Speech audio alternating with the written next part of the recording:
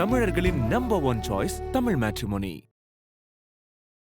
Mister gold கடலை எண்ணெய் தான் வாங்குறேன். ஏன் தெரியுமா? சாதாரண ஆயிலை விட சமையல் டேஸ்டாவும் இருக்கும், ஹெல்தியாவும் இருக்கும். சௌந்தர்யா ரஜினிகாந்த் மற்றும் மகேஷ் ராஜ் பிரசிடியன் பிரசன்ஸ் வித் லவ் திரைப்படம் February 6 முதல். அனாதிநாத சித்தர் அவர் எங்கே இருக்கார், அவரை பத்தி சொல்லுங்க. அனாதிநாதர்ங்கிறவருக்கு பிறப்பு இறப்புங்கிறது கிடையாது, அனாதி. இன்னும் குறிப்பாக சொல்ல போனோம்னா பொருளாதார ரீதியாக, ஏன்னா நம்ம அருள் இல்லாருக்கு அவ்வுலகிலும் இல்லை, பொருள் இல்லாருக்கு இவ்வுலகிலும் இல்லை. நீங்கள் பொருள்.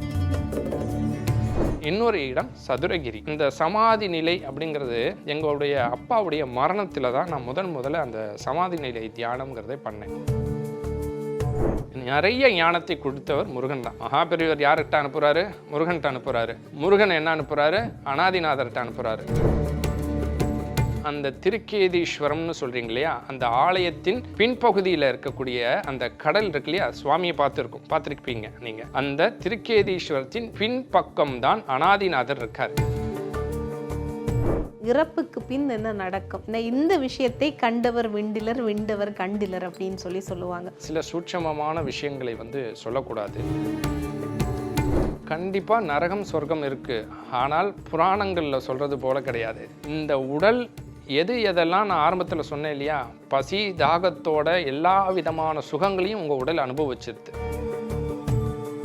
இறந்துட்டாருன்னு இங்கே சங்கு ஊதி கூட்டிட்டு போகும்போது என்னன்னா, கைலாயத்தில் இருக்கக்கூடிய 2 கிங்கணர்கள் கைலாயத்தின் கதவை திறந்து வைப்பாங்களாம். ஏன்னா இங்கே ஒரு உயிர் போச்சுப்பா, சங்கு சத்தம் கேட்குது, கைலாயத்தை துறை இங்கே தான் வருவான் அப்படின்னு.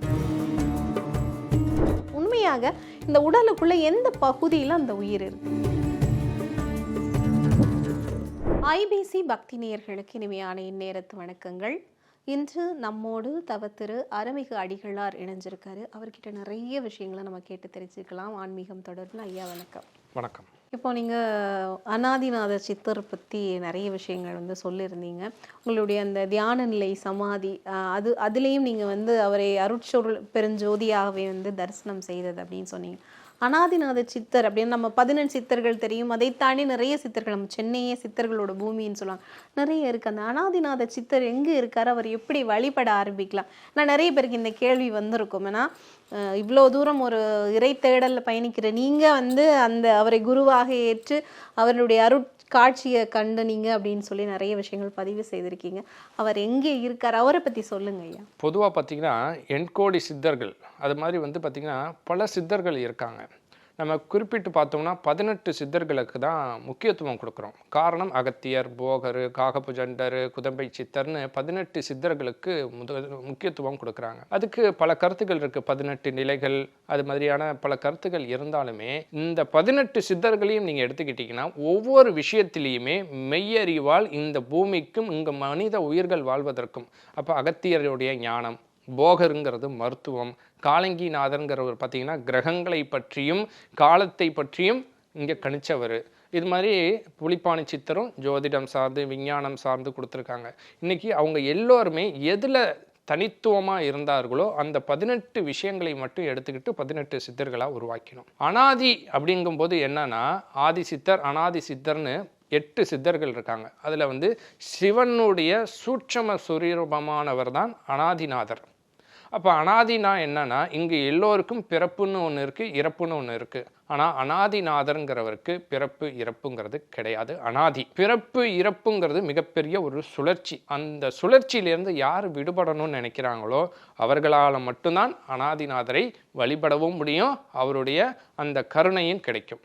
அப்போ என் மூலியமாக என்னுடைய சார்ந்தவர்கள் அனாதிநாதரை வழிபாடு பண்ணி நிறைய பேர், ஏன்னா இது பார்ப்பாங்க, அவங்களுக்கு தெரியும் 30 வருஷமாக மைக்ரைன் ப்ராப்ளம் இருந்தவங்க, உடலால் பாதிக்கப்பட்டவங்க, மனநிலையால் பாதிக்கப்பட்டவங்கன்னு எத்தனையோ பேர் அந்த வழிபாடு பண்ணி அவருடைய பெருங்கருணையினால் இன்றைக்கி நல்லா இருக்காங்க. இன்னும் குறிப்பாக சொல்ல போனோம்னா பொருளாதார ரீதியாக, ஏன்னா நம்ம அருள் இல்லாருக்கு அவ்வுலகிலும் இல்லை, பொருள் இல்லாருக்கு இவ்வுலகிலும் இல்லை. நீங்கள் பொருள் வேணாம் அதுதான் வேணும்னு போனீங்கனாலுமே உங்களோட அருளை தேடி முழுமையை அடைய முடியாது. ஏன் அப்படிங்கும்போது, நீங்கள் இங்கே ஒரு பயணம் பண்ணணும்னாலும் பொருள் தேவை, ஒரு இடத்துல போய் உட்காரணும்னாலும் பொருள் தேவை. ஆனால் பொருளுக்கு பின்னாடி மட்டுமே ஓடாமல் அந்த அருளை அடைவதற்கான பொருள் போதும் என்ற மனம் வரும்போது உங்களுக்கு அருள் என்பது கிடைத்துவிடும். அப்போ அந்த அனாதிநாதரை வழிபாடு பண்ணணும் அப்படிங்கும்போது அவர் முக்கியமாக சொல்ல போனோம்னா திருவண்ணாமலையில் தான் இருக்கார். இன்னொரு இடம் சதுரகிரி. எனக்கு அந்த சமாதி நிலை அப்படிங்கிறது எங்களுடைய அப்பாவுடைய மரணத்தில் தான் நான் முதல்ல அந்த சமாதி நிலை தியானம்ங்கிறதே பண்ணேன். காரணம் அப்படிங்கும்போது பார்த்திங்கன்னா, எல்லாருக்குமே பிறப்பு இறப்புன்னு ஆரம்பத்தில் நான் சொன்னது போல் பல இறப்புகளை பார்த்துருப்போம். மற்றவர்களுடைய இறப்பு நம்மளை பெருசாக பாதிக்காது, எல்லாத்தையும் கடந்து போயிடுவோம். விதி வந்துருச்சு, காலம் முடிஞ்சிருச்சு, போயிடலாம் அப்படின்ட்டு. ஆனால் என்னுடைய அப்பாவுடைய இறப்பை என்னால் அப்படி கடந்து போக முடியல. அப்போ உண்மையிலேயே கருட புராணம் இருக்கா, சொர்க்கம் நரகங்கிறது உண்மையா, அப்படி இருக்குன்னா இறந்தவர்கள் எங்கே போகிறாங்க அப்படிங்கக்கூடிய மிகப்பெரிய தேடல் முறையை என்னை அந்த சமாதி நிலை தியானம் செய்ய வச்சுது. அப்போ அந்த சமாதி நிலை தியானங்கிறது வந்து பார்த்திங்கன்னா எளிமையானதெல்லாம் ஒன்றும் கிடையாது. ஆரம்பத்தில் எனக்கும் சில பதட்டங்களும் பயங்களும் இருக்க தான் செஞ்சுது. ஏன்னா முறையாக நான் செய்கிறேன், அதில் என்ன வேணால் நடக்கும். ஏன்னா வந்து முருகப்பெருமான் வந்து என்னுடைய சூட்சம குரு.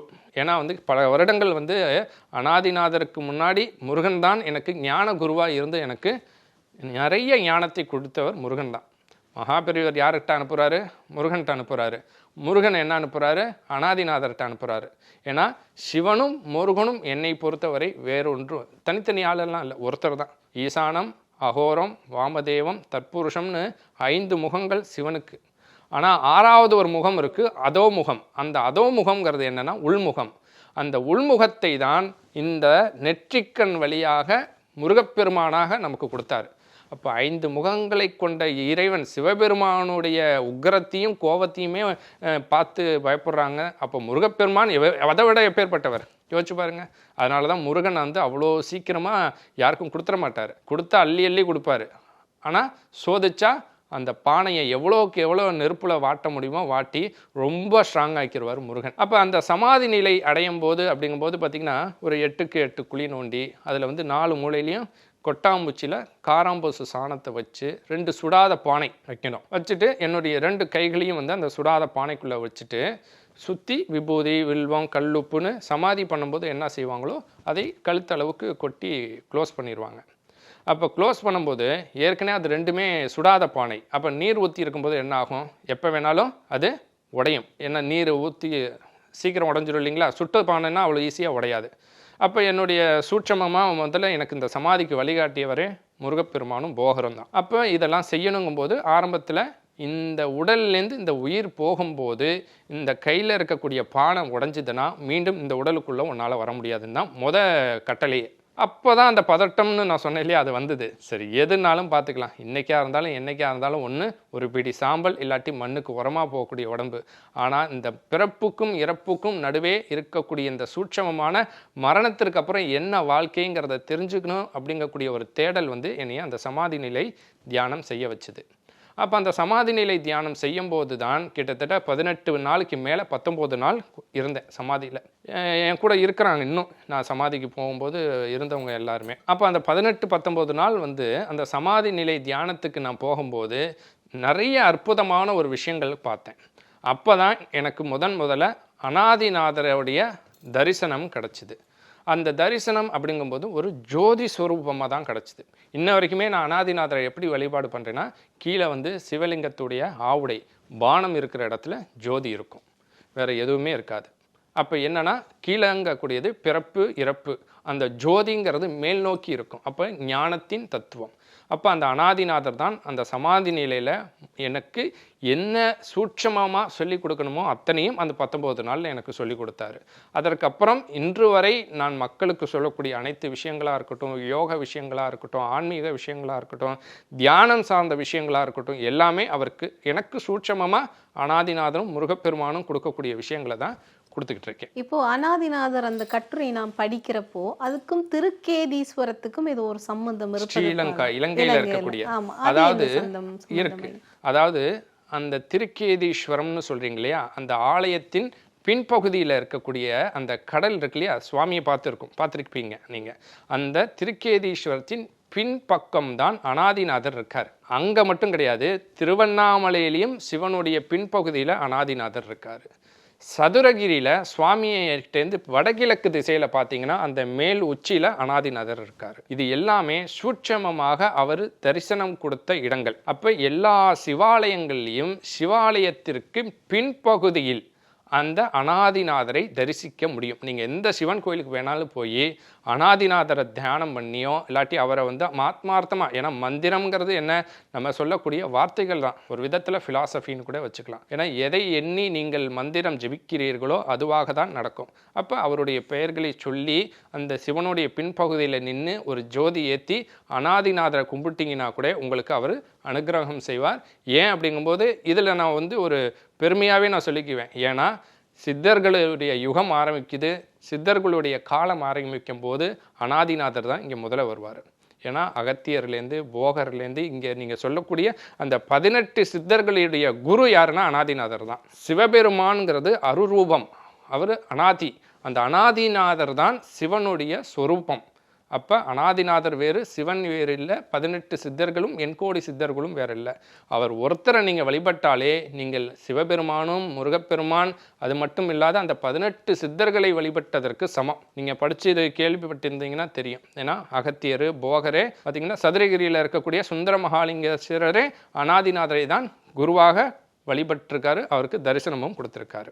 நீங்கள் வந்து அந்த நிலையில் இருந்து நீங்கள் பார்த்த ஒரு விஷயம்தான் ஏற்கனவே என்னுடைய மனதில் ஒரு கேள்வியாக இருந்தது.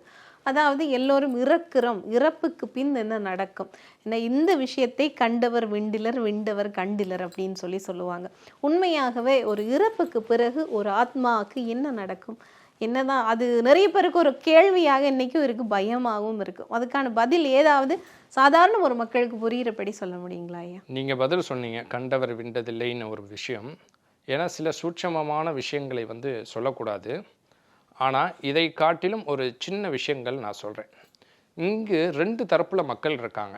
என்ன அப்படின்னா, வாழ்க்கைங்கிறது ஒரு திருப்பு தானே, நம்ம இஷ்டத்துக்கு வாழ்வோம், என்ன வேணால் செஞ்சுக்குவோம், மறுபடியும் செத்தா பிறப்போமா பிறக்க மாட்டோமான்னு தெரியுமா அப்படின்னு ஒரு தரப்பு மக்கள். ஆனால் பாவத்திற்கும் தர்மத்திற்கும் கடவுளுக்கும் பயந்தவர்கள் ஒரு பக்கம். அப்போ இந்த 2 தரப்பினருக்குள்ளேயும் ஒரு வித்தியாசம் என்ன இருக்குன்னா, பிறப்புக்கு அப்புறம் என்ன ஆயிருமோன்னு ஒரு பயம். நீங்கள் சொல்கிறது போல் அதை மறுபடியும் பிறப்போமோ, நீங்கள் சொல்வது போல் மற்றவர்கள் சொல்வது போல் நாயாவோ நரியாவோ கூணாவோ குருடாவோ செவிடாவோ பிறந்துருவோமோ அப்படிங்கக்கூடிய அது நடுவில் ஒரு பகுதி இருக்குல்ல, நரகம் சொர்க்கம், அந்த பயங்களும் இருக்கும் தானே? கண்டிப்பாக நரகம் சொர்க்கம் இருக்குது. ஆனால் புராணங்களில் சொல்கிறது போல கிடையாது. இந்த உடல் எதெல்லாம் நான் ஆரம்பத்தில் சொன்னேன் இல்லையா, பசி தாகத்தோட எல்லா விதமான சுகங்களையும் உங்கள் உடல் அனுபவிச்சிருது. இந்த உடல் அனுபவிக்குதா, உயிர் அனுபவிக்குதா, அதாவது இந்த உணர்வு அனுபவிக்குதா? உணர்வுகள் தான் ஆசைகளை தூண்டி இந்த உடலை அனுபவிக்க வைக்குது. அப்போ அந்த சூட்சும சரீரம் அந்த எல்லா நினைவுகளையுமே பதிவாக வச்சுருக்கும். அந்த பதிவுகள் தான் நீங்கள் சொல்லக்கூடிய அந்த அந்த ஆவி இறந்ததுக்கப்புறம் அந்த சூட்சும சரீரம் தான் உடம்பை விட்டு போகும். அப்போ இது நாள் வரைக்கும் நீங்கள் எதையெல்லாம் பார்த்து சந்தோஷப்பட்டு அடுத்தவர்களை துன்புறுத்தி கஷ்டப்படுத்தினீங்களோ அதற்காக இந்த சூட்சும சரீரம் படும் துயரம் தான் நரகம். நீங்கள் யோசிச்சு பாருங்கள், இப்போ உங்களுக்கு பேசிகிட்டு இருக்கோம், தாகம் எடுக்குது, தண்ணி எடுத்து குடிச்சிடுவீங்க. ஆனால் இந்த உடலை இறந்த சூட்சும சரீரம் தண்ணி குடிக்க முடியுமா? அப்போ அந்த தாகத்தோடு அதை அனுபவிக்கும் இல்லையா? நீங்கள் இந்த உடலை வச்சுக்கிட்டு 10 நிமிஷத்துக்கு மேலே அனுபவிக்கலாம், அரை மணி நேரம், 1 நாள், 2 நாள், 3 நாள் தாகத்தோடு இருந்துடலாம். அதுக்கு மேலே சுய நினைவை இழந்து போயிடுவீங்க. அப்போ அந்த சூட்சும சரீரம் அப்பேற்பட்ட ஒரு துயரத்தை அனுபவிக்கும். அப்போ என்னென்னலாம் நீங்கள் சாப்பிட்டீங்களோ அதெல்லாம் கேட்கும். அதனால தான் எல்லா மதங்கள்லையுமே நம்மளுடைய மூதாதையருக்குன்னு ஒரு தினம் வச்சாங்க. அதாவது சந்தனக்கூடுன்னு வைப்பாங்க. இஸ்லாமில், கிறிஸ்தவத்தில் கல்லறை திருநாள். நம்ம இதில் இறந்தவர்களுடைய நாளுக்கு அவர்களுக்கு பிடிச்சதை வைக்கிறோம். காரணம் என்னென்னா, அந்த ஆத்மா சாப்பிடாது. ஆனால் அந்த சூட்சும சரீரம் உங்களுடைய டிஎன்ஏலேருந்து தானே அவங்க டிஎன்ஏலேருந்து தானே இன்னொரு பிறப்பு. அப்போ இன்னும் உங்களுடைய டிஎன்ஏவில் உங்கள் மூதாதையர்கள் வாழ்ந்துக்கிட்டு இருப்பாங்க இல்லையா? உங்கள் அப்பா, தாத்தா, பாட்டன்னு ஒவ்வொருத்தருடைய அந்த பரம்பரையில் ஒரு டிஎன்ஏல அவங்களுடைய ஞாபகங்கள் வாழ்ந்து கொண்டே இருக்கும். அப்போ அந்த மூதாதையர்கள் வழிபட்டது போல் நம்ம வழிபாடு பண்ணும்போது என்ன ஆகும்னா, அந்த சூட்சும சரீரம் அதை பார்த்து திருப்தி அடையும். சாப்பிடாது, என்னாகும்? திருப்தி அடையும். அந்த திருப்தி தான், அந்த திருப்தி எனக்காக தண்ணி வச்சுட்டாங்க அப்படிங்கும்போது அந்த ஆன்மா, அந்த சூட்சும சரீரம் திருப்தி அடைகிறது தான் அவர்களுக்கு போய் சேருவதாக நம்மளுடைய ஐதீகம். இதுதான் நீங்கள் சொர்க்கம் நரகம் என்பது. ஆனால் சித்தர்களும் மகான்களும் என்ன சொல்கிறாங்க? வாழும்போதே ஒழுக்கமாக வாழு, நியாயமாக வாழு, மனக்கட்டுப்பாடோட வாழு. அப்போ என்னன்னா, உங்களுக்கு அந்த மனக்கட்டுப்பாடு ஒழுக்கமும் வந்துடுத்துனா நீங்கள் அந்த சூட்சும சரீரத்துக்கு போனதுக்கப்புறம் எதையெல்லாம் வேண்டான்னு ஒதுக்கினீங்களோ அதுதான் உங்களை அடிமைப்படுத்த அந்த சூட்சும சரீரத்தை கஷ்டப்படுத்துச்சு. நீங்கள் இங்கேயே அதெல்லாம் ஒதுக்கிட்டீங்களே, அப்போ அந்த சூட்சும சரீரம் என்ன செய்யும்? எந்த துன்பத்திற்கும் ஆளாகாமல் இருக்கும். அந்த ஆனந்தமான நிலை இறைவன்கக்கூடிய பேரானந்தமான ஒரு நிலையோட உங்களை ஐக்கியப்படுத்துவது தான் சொர்க்கம். அப்போ நம்ம படிக்கிற கதைகள்ல யமன் இருக்கிறாரு, சித்திரகுப்தன் வந்து கணக்கு பார்க்குற ஒரு விஷயம் இருக்கிறாரு, யமகிங்கர படைகள் இருக்கு, தேவலோகம் இருக்கு, அதை தாண்டிய லோகங்கள் எல்லாம் இருக்கு, எத்தனையோ வகையான லோகங்கள் இருக்கு அப்படின்லாம் சொல்றாங்களே, அதெல்லாம் உண்மைதானா? எல்லாமே உங்கள் உடலுக்குள்ளேயே இருக்குது. நம்மளுடைய ஒரு பழக்கம் ஒன்று இருக்குது, நீங்கள் கேள்விப்பட்டிருப்பீங்க. இறந்தவங்களை என்ன செய்வாங்க, சங்கு ஒலி எழுப்பிக்கிட்டே கூட்டிகிட்டு போவாங்க. அப்போ சங்கு ஒலி எதுக்கு ஊதுறாங்க சொல்லுங்கள்? அதாவது சங்கு ஊதினா கைலாயத்தில் வாசல் திறக்குமா.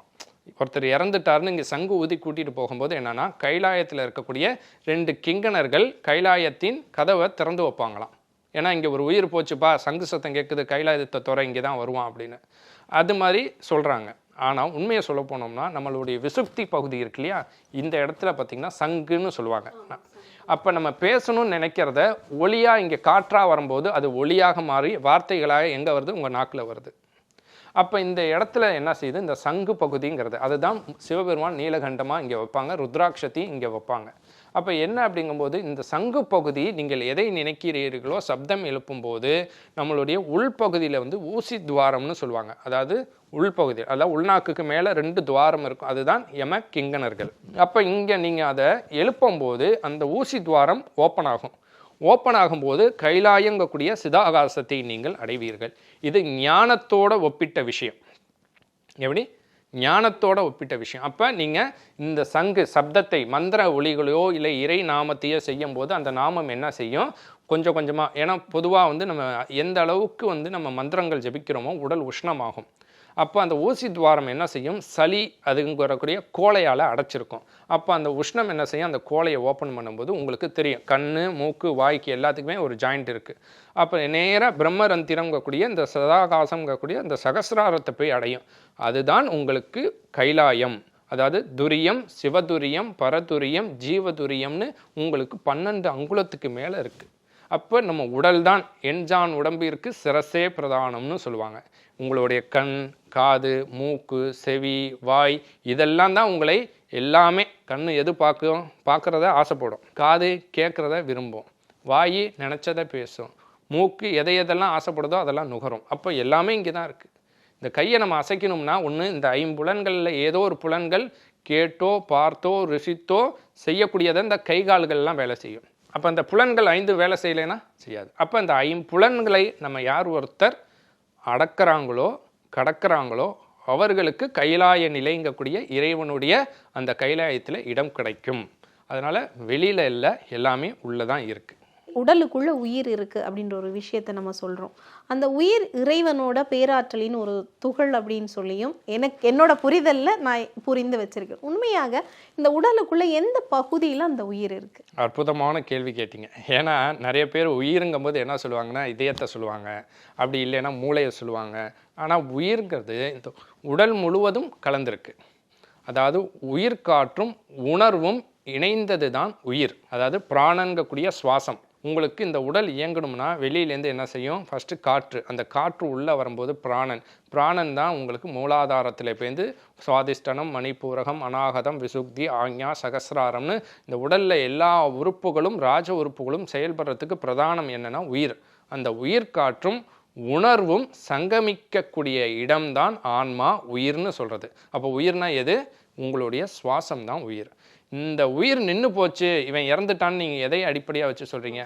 அப்போ உயிருங்கிறது எது? சுவாசம். அந்த சுவாசம் தான் உங்கள் உடலில் ஒவ்வொரு அணுக்களாக செயல்படுகிறது. இந்த சுவாசம் தான் உங்கள் உடலில் எல்லா உறுப்புகளையும் செயல்படுத்துது. இந்த சுவாசம் நின்று போச்சுன்னா கொஞ்ச நேரத்தில் இதய துடிப்பு நின்று போயிடும். அது இல்லாமல் ஒவ்வொரு உடலில் இருக்கக்கூடிய உறுப்புகளும் செயலிழக்க ஆரம்பிச்சுக்கிட்டே இருக்கும். அப்போ உயிருங்கிறதும் ஆன்மாங்கிறதும் என்னென்னா, உயிருங்கிறது இந்த சுவாசம், ஆன்மாங்கிறது இந்த உணர்வும் உயிரும் சங்கமிக்கக்கூடிய இடம்தான் ஆன்மா. அப்போ உயிர், அதாவது உயிர் பொட்டு அப்படின்னு சொல்லி நம்ம இந்த இமைகளுக்கு மத்தியில் இருக்கிற பகுதிகளை தானே சொல்கிறோம். அப்போ அங்கே உயிர் இல்லையா? அதாவது இது வந்து 3வது சக்கரம் ஆக்ஞான்னு சொல்லுவாங்க. இந்த உடலில் 3 சக்கரங்கள் வந்து உடல் சார்ந்த சக்கரம், 3 சக்கரம் உணர்வு சார்ந்த சக்கரம், 1 சக்கரம் ஞானம். அப்போ மூலாதாரங்கிறது பார்த்திங்கன்னா நம்மளுடைய முதுகுத்தண்டுடைய அடிப்பகுதியில் இருக்கும், அதுதான் பிரதானம். ஒரு மனிதனுடைய எழுச்சித்தன்மை, ஒருத்தனுடைய ஞானம் எல்லாமே மூலாதாரத்தை, அதாவது குண்டலினி சக்திங்கக்கூடிய சக்தியை தூண்டும் போது தான் நடக்குது. 2வது சுவாதிஷ்டனம்ங்கிறது பார்த்திங்கன்னா தூண்டுதல், அதாவது ஒருத்தனுடைய ஆசைகள், வெறுப்பு, அது மட்டும் இல்லாத காமம், இதை சார்ந்த உணர்வுகளை எல்லாம் இந்த சுவாதிஷ்டானம் தூண்டும். அடுத்தது பார்த்திங்கன்னா மணிப்பூரகம்னு சொல்லுவாங்க. மணிப்பூரகம்ங்கிறது படைப்பாற்றல், அதை தான் தொப்புள்குடி. அப்போ அந்த மணிப்பூரகம்ங்கும்போது பார்த்திங்கன்னா அந்த பயம், ஆசை, தேவைகள், இது மாதிரியானது மணிப்பூரகம். அநாதகம் அப்படிங்கும்போது அன்பு.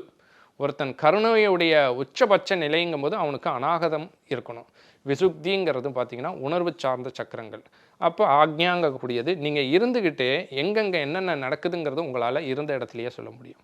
அப்போ அந்த 6 நிலைகளையும் கடந்து 7வது நிலையான சகசிரார நிலைங்கக்கூடிய அந்த 1000 தாமரை இதழ்களை கொண்டது தான் ஞானம். ஒருத்தர் பேரானந்தம், பெரும் ஞானம் அடைஞ்சிட்டாங்கன்னா அவர்களுடைய தேவைகள் என்ன, அவர்களுக்கு எது வேணும் வேணாம், எது என்ன நடக்கும் எப்போ நடக்கும்னு அவங்களுக்கு தெரிஞ்சு போயிடும். அப்போ போய் மாயையில் சிக்குவாங்களா? தேவைக்கு மீறி ஆசைப்படுவாங்களா? அவங்களுக்கு எல்லா விதமான இன்ப துன்பத்தையும் அவங்க அந்த நிலையிலேயே கடந்து வந்துடுவாங்க. அப்போ இந்த நிலைகளை கடக்கணும்னா நீங்கள் சொல்வது போல் நம்ம ஒரு மனதை சமநிலைப்படுத்தி கொண்டுட்டு வரணும்.